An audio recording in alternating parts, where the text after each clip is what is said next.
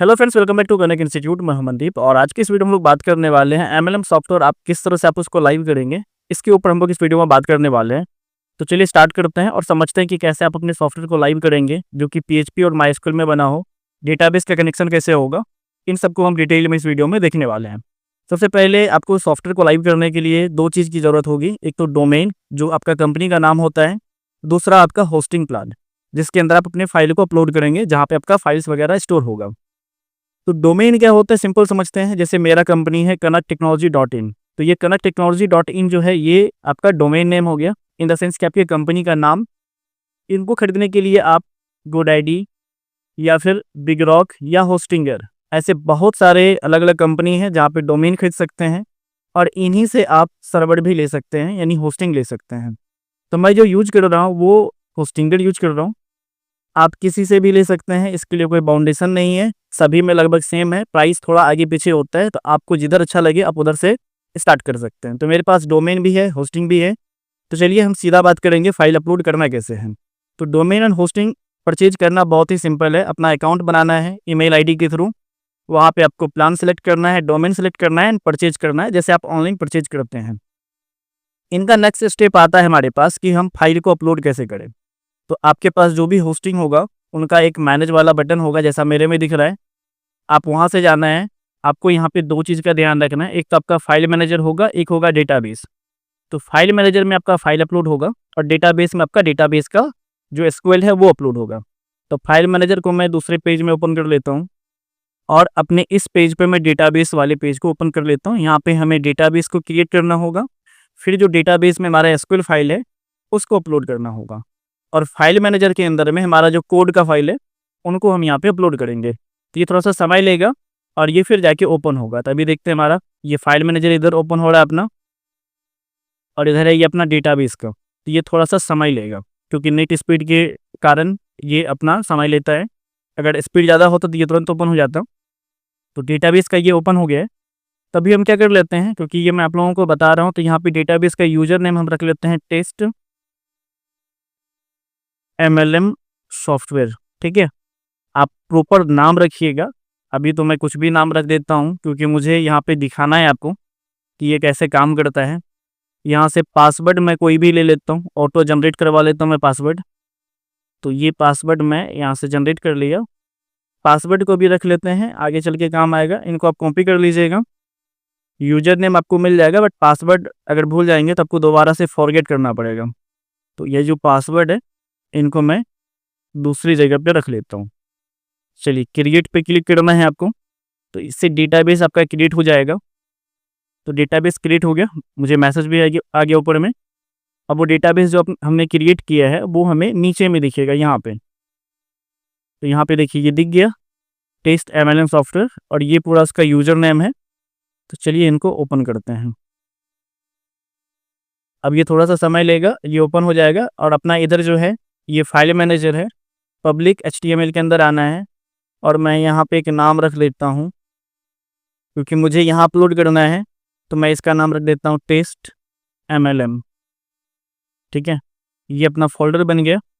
फिलहाल हम यहाँ पे क्या करते हैं, अपना डेटाबेस को अपलोड करते हैं। तो इंपोर्ट पे क्लिक करना है आपको, यहाँ से फाइल सेलेक्ट करना है और एसक्यूएल आपके पास जहाँ भी हो आप वहाँ से अपलोड कर सकते हैं। तो फिलहाल मेरे पास है ये सॉफ्टवेयर का पूरा जिप है मेरे पास, क्योंकि ऑलरेडी मैंने इनको बनाया है तो ये हमने अपने पास रखा हुआ है। तो आपके पास सॉफ्टवेयर होगा, आपने भी बनाया होगा, तो उनको यहाँ पे अपलोड करना है। तो जहाँ भी आपका फाइल का है लोकेशन, आप उधर जाना है, आपको उधर से इसको उठा लेना है। देखता हूँ मेरा किधर है। एसक्यूएल यहाँ से हमारा बाइनरी प्रोजेक्ट का ये है। इस एसक्यूएल को यहाँ पे इंपोर्ट कर लेते हैं।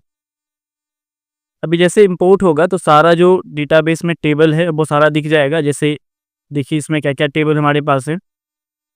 इसके अंदर एक्टिवेट प्लान का है, एडमिन का है, कंपनी अकाउंट, डिपॉजिट, जो भी सॉफ्टवेयर में ज़रूरी चीज़ है उन सभी का यहाँ पे टेबल है। यूजर का टेबल है, यूजर टेबल में आप जानते ही हैं यूजर का डेटा यहाँ पे अपलोड होगा, यानी इंसर्ट होगा। अब MLM का जो टेस्ट MLM का फाइल है इसमें हम क्या करते हैं, अपना फोल्डर अपलोड करते हैं जो भी हमारे पास MLM का प्रोजेक्ट है, और यहाँ पे जिप अपलोड करना है, जिप फाइल, ये ध्यान रखिएगा आप। तो मेरा ये जो है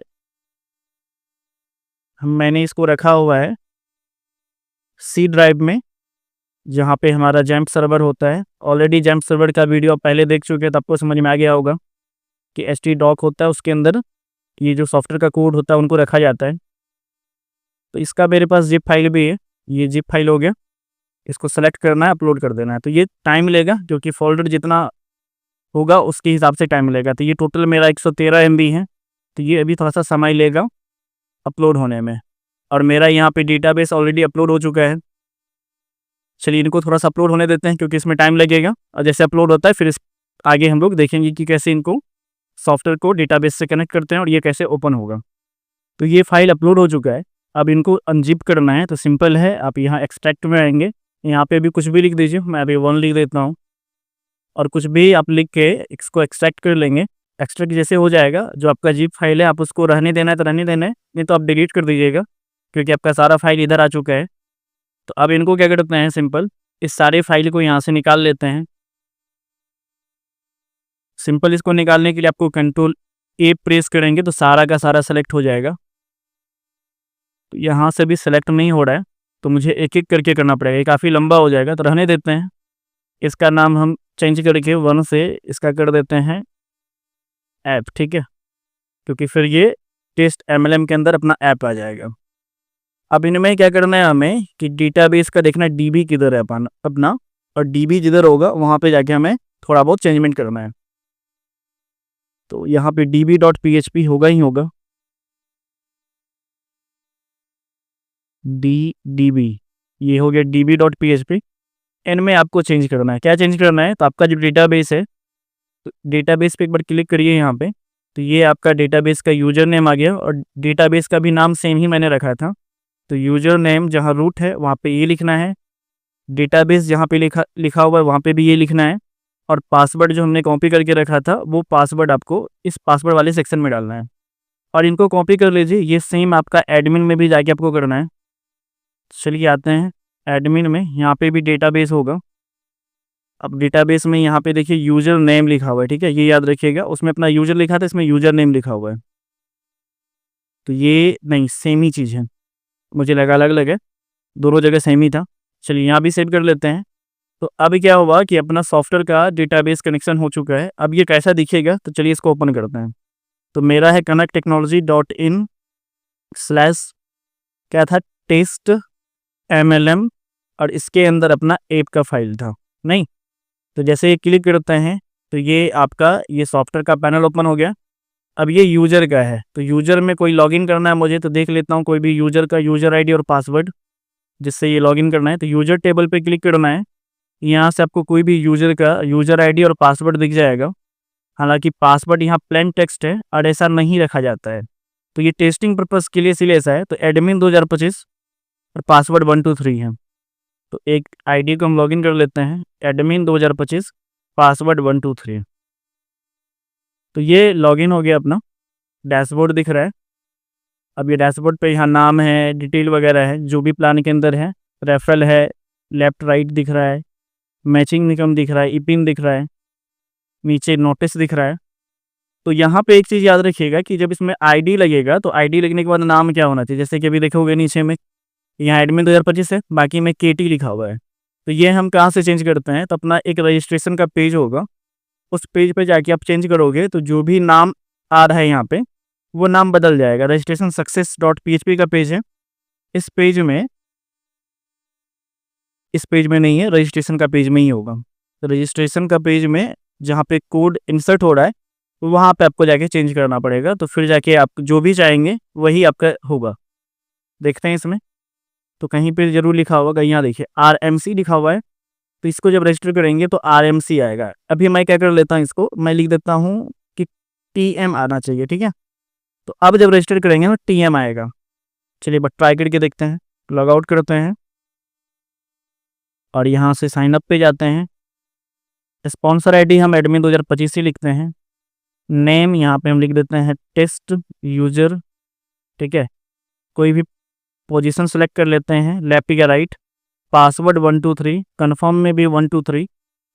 अब रजिस्टर करते हैं, TM आना चाहिए, देखिए यहाँ पे आ गया TM 13।